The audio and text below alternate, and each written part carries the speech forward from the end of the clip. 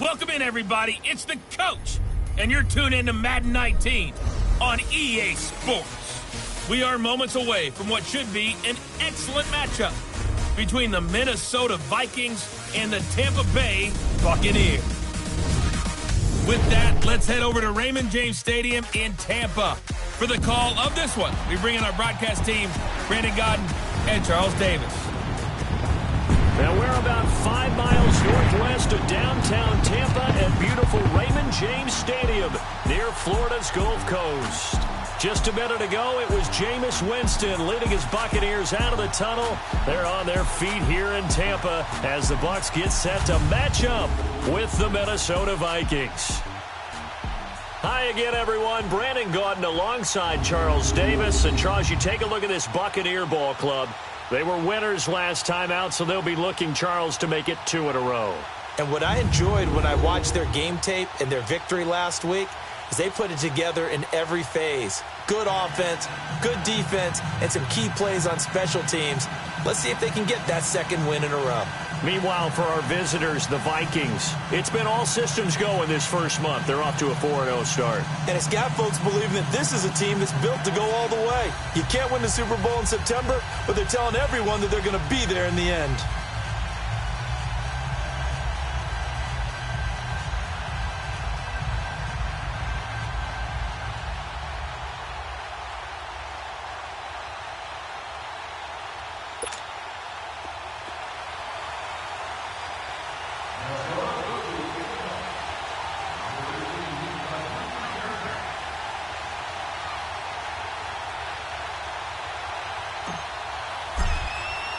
Seems like we were just starting training camp, but here we are in October, and off we go on EA Sports. This will be taken in at the 1.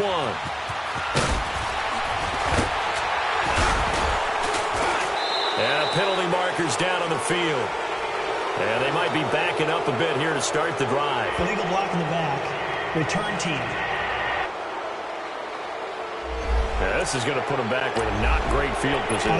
So they really got zero benefit at all, right? Sometimes you can absorb a penalty when you get a big return. Then the penalty brings it back, but you still have great field position. As you pointed out, not in this case.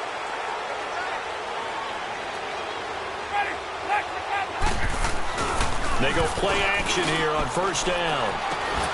There's the Penn State man. It's Chris Godwin. And he works it across the 25 before being tackled.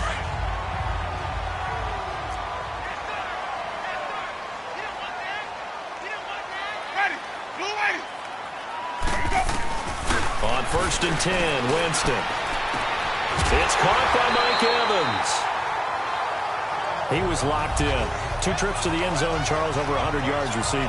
How about the combination of route running, confidence going downfield, and the ability to go up and get the football? You're exactly right. It was hard for them to stop him.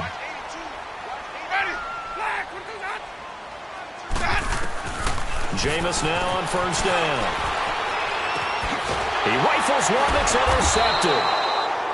Picked up by Mike Hughes. And his guys will take over at their own 44-yard line. They were ball hawks last week. They had a trio of interceptions on defense. In the first drive, they pick up right where they left off. They're creating quite a reputation for themselves, aren't they? And sometimes what happens is when they know that the defense can take the ball away, as they saw the previous week, now you try too hard to not let them take it away, and you force yourself into errors. They've intimidated them in a sense and gotten the ball from them. Now a play fake here on first down. So we'll look here at the key inactives, and we got this list before the game down on the field. They tell us the same thing every time, don't they? Next man up. No excuses. Be ready to play. That's the mantra of every organization. The key is having guys on the roster who are capable of filling in and playing at a high level. That's when you know you've drafted well, scouted free agents well, and stocked your team just the way you're supposed to.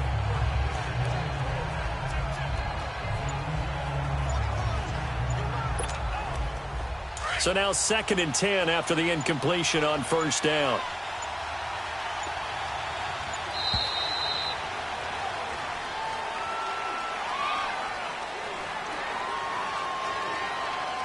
Delay of game, offense. So that'll back them up 5. Still second down.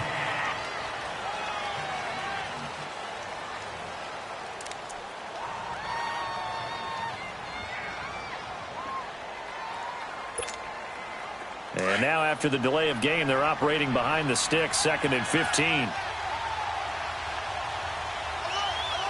Here we go. Now Jackson. To the right side, complete to Taylor. And he'll have it past midfield almost to the 40 before being taken down. And a nice gain of 21 yards. See some head shaking on that defensive sideline because so much focus on taking away what he did last week as NFC Offensive Player of the Week. Big game there for him to start. I love your observation because you would think they'd be prepared for him after what he did the previous week. But sometimes that skill set actually intimidates a defense, and he used it to his great advantage. Jackson. And that is incomplete. Defensively here, you're facing a top 5 team in terms of points scored in the NFL. So when they're that high-powered, you got to find a way to hold them under 20. Because to me, that's the magic number. 20 points scored gives yourself you give yourself your best chance to win. So if they're up around 24, 28, 30, they could be in some trouble. And I think so because then you turn it into a shootout. And he'll get into the end zone. Touchdown, Minnesota. As his guys are in for 6. And the Vikings have taken a first-quarter lead. Brandon, my man, just one sentence for that one. Clinic.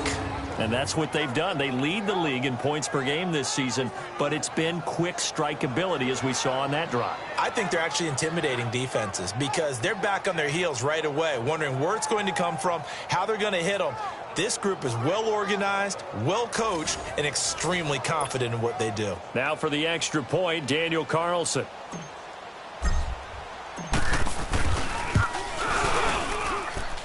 Footing always a concern, but the extra point's up and good. And that makes the score 7-0.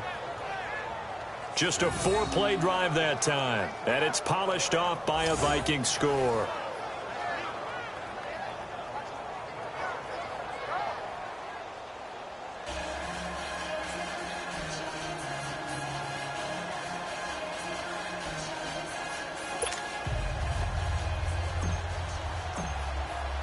Carlson now to kick this one away.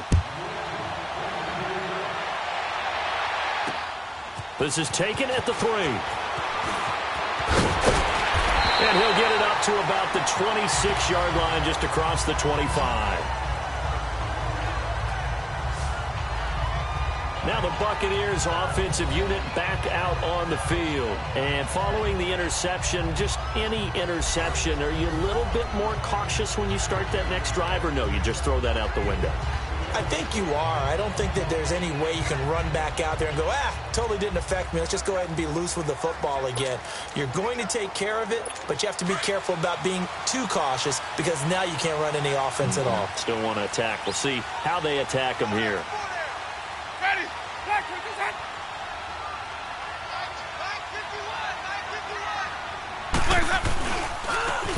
Running right, here's Sanders. Only a couple there as he'll be brought down about the 28. I know the scouting report on him is that he doesn't possess the eye discipline to be an elite linebacker. And what that means is his ability to read, react, and make a play. But on that one, he looked like one of those guys.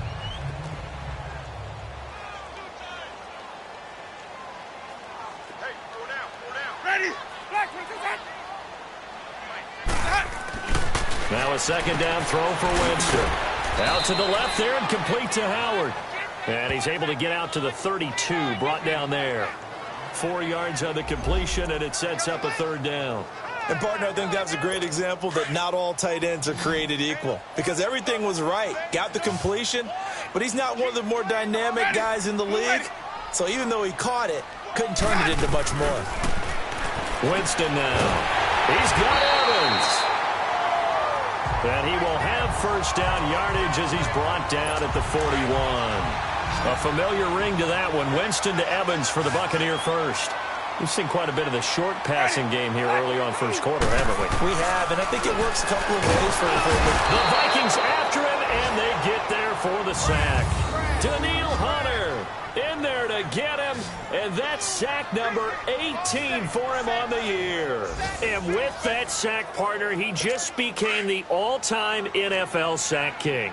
So now the Mount Rushmore of sack artists has been added to. This man now goes to the head of the class, carve out a new spot for him. And able to use his blockers to get this up over the 40. They're back now to the original line of scrimmage thanks to that 8-yard gain. Third down now to follow. Despite the blitz, they're still able to pick up a nice solid gain. The disadvantage of blitzing often alters the normal spacing and run fits and leaves creases like they were able to exploit right there. On third down, Winston. Oh, it's a screen pass. That's complete. And now the spin. And taking it across midfield and inside the 45. They give him 17 yards that time as that'll move the chains. Just the first quarter, but tackling going to be so important going forward. They've got to limit plays like that. And that's something when you see it happen early in the game and they don't get him on the ground, you can always tell that they were concerned about it going in. Because I can just tell you from my days, I remember being in college and worrying all off-season about our season open opponent, and they had a receiver that could shake and bake with the best of them. I tackled him on the first pass of the game, and the relief was incredible. Ended up having a pretty decent ball game. But if I'd missed him, it would have been a different story. Long night. Ready. Blue ready.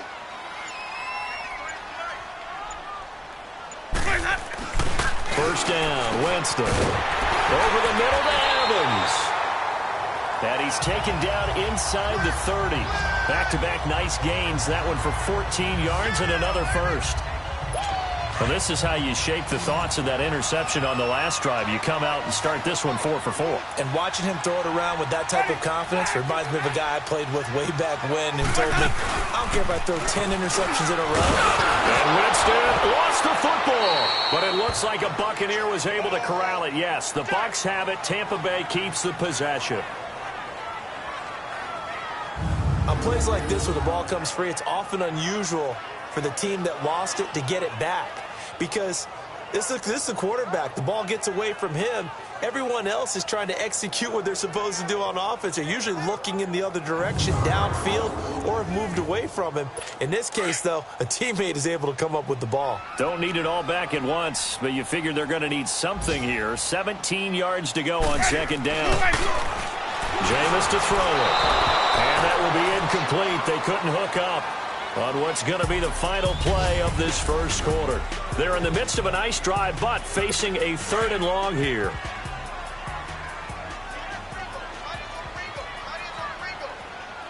Ready. Blue ready. From the gun, Winston.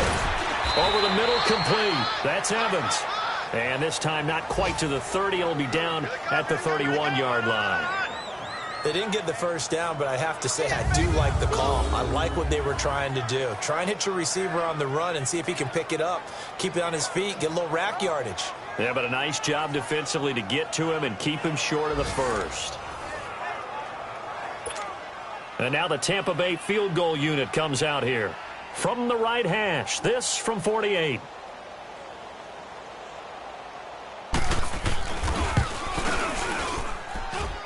And it is good. Well, that one looked to be in trouble the whole way, but it does get over the bar.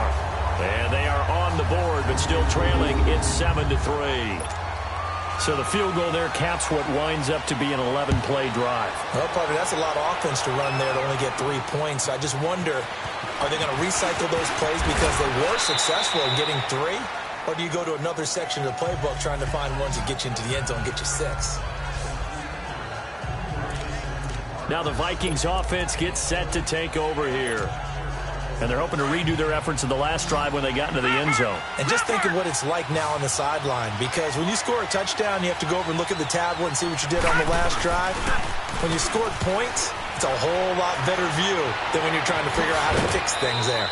On the crossing route, complete. It's Taylor. 23 yards on the play.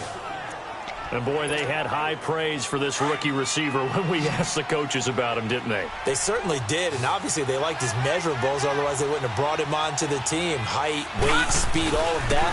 But how about what they really said? Competitiveness. That's what they really liked about him. The way he goes after the football, competes for it, and decides when it's in the air, it's his and only his. Now a nice play defensively on first down as this is knocked away and incomplete. After the incomplete pass, here now is 2nd and 10. Here's Jackson. Going to throw again. And incomplete on the deep ball. Well, that certainly looked like something that they discussed all week in practice getting ready for this one. Take the big shot right out of the gate. At worst, you'll open up the defense a little bit, loosen them up, have them back on their heels. Throwing is Jackson. He's going to fire one deep left sideline. So they took a shot there on 3rd down, couldn't get it. Now it's 4th. And you just know when that play call came in, their eyes lit up because anytime you get a chance to take a big shot downfield, that's a lot of fun, and they missed an opportunity. The 3 straight incompletions, they don't care. That hasn't dissuaded them. They're going to go for it on 4th.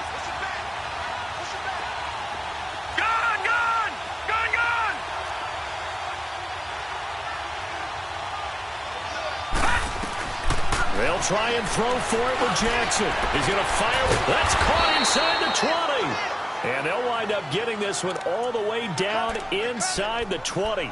4th down conversion plays, you usually think 1, 2, 3 yards, maybe 10. Not there. What a huge pickup as the Sticks make a drastic shift forward.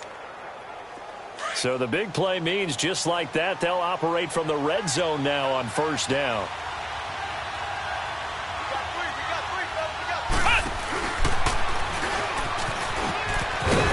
And he stopped immediately there.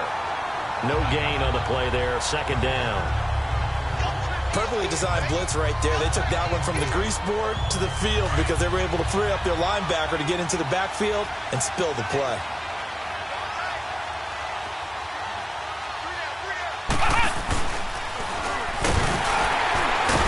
And he is met quickly in the backfield. Down he goes, folded like a lawn chair. It'll be a loss of a full 3 yards there, and it also brings up 3rd down. Count me as a little bit surprised by what we just saw there because this has been a pretty long drive, and normally you think that wears down a defense. In this case, looked like the offensive line let them down a little bit. They allowed the penetration and the ability to stuff them for a loss.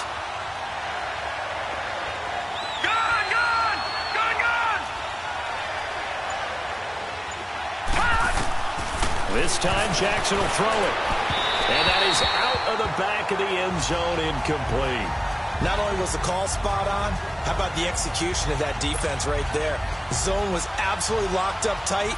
He was trying to force it in there on 3rd down. But if there's a time to force it, he felt like he needed to make a play, right? Yeah, exactly right. 3rd down, you got to try and find something. There's nothing available there for him. So they'll come away with nothing here. A disappointing result even on a day like this. And as a kicker in the rain, you've got to slow things down a little bit. Give your holder an extra half second to make sure everything's secure. And here, he might have rushed this one a little, and it winds up no good. They'll run it now out of the gun.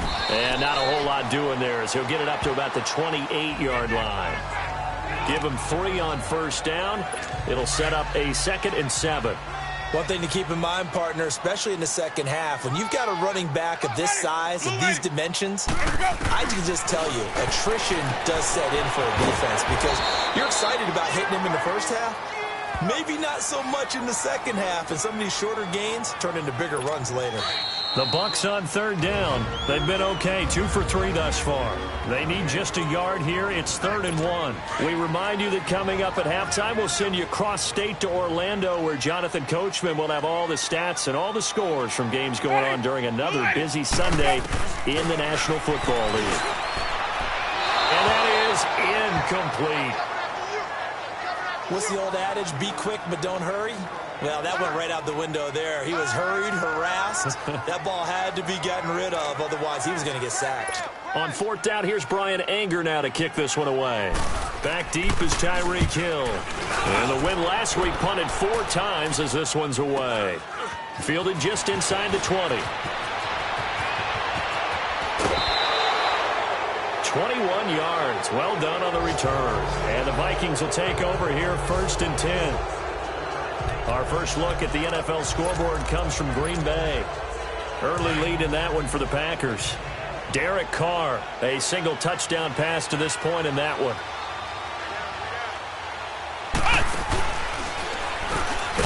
And he is met at the line of scrimmage, and he goes down right there. No gain on the play. It'll be 2nd down. Defense able to get there, swarm to the football. Zilch, 0 nada there for the offense, Charles. Yeah, it really was an example of good team defense, wasn't it? Everyone handled their responsibilities, and they held them to no gains.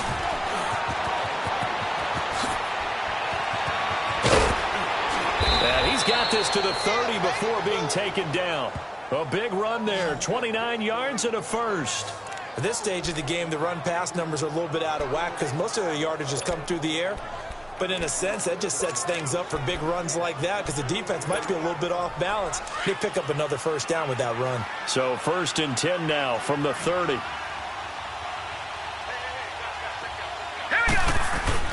Now this time he'll look to throw. That's going to be caught. And he will score. Touchdown, Vikings. In for the score. And the Vikings find a way to stretch their lead. And that'll give them a 2-score lead here, but I'm looking ahead. They just want to hold it for the final moments here in the 2nd quarter. They don't want to give up anything on the other side. No, not at all, because if they don't, it almost had the feel of an imposing their will score. And right now, they want to make sure they keep that and carry it into the 2nd half.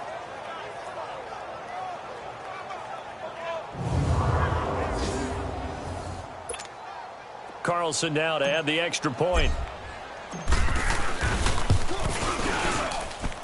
Extra point by Carlson, up and good. And the decision to just kick the extra point winds up successful.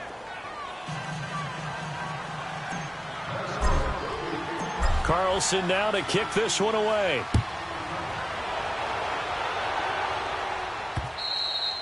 And this will not be returnable. It's out of the back of the end zone for a touchback. Now the Buccaneer offense set to take over again. And what do you think goes on here in this situation? If you got the football, you're trailing, you're back in your own territory with just a little time. Do you try something? You're thinking about jump-starting your team, right? You just mentioned it. They're down. They're trying to get back into the game. But you've got to... And he'll be hit from behind and taken down. Now the Bucs going to use the first of their timeouts, as the clock's going to stop with 47 seconds to go in half number 1. Sacks, a growing theme in this first half. This is 2nd and long. Ready. From the shotgun, it's Winston. Evans has it left side. The Bucs going to go ahead and use the 2nd of their timeouts, as they'll stop it with just over 40 seconds to go in the first half.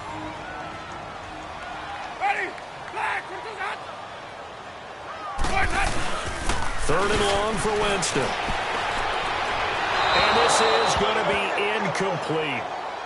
Well, they've had a pretty frustrating first half here offensively, and then just continued there with that incompletion. Yeah, definitely frustrating for them, but heartening for the other guys. Those stop troops, they're enjoying things right now because they've made it very difficult for them throughout the half.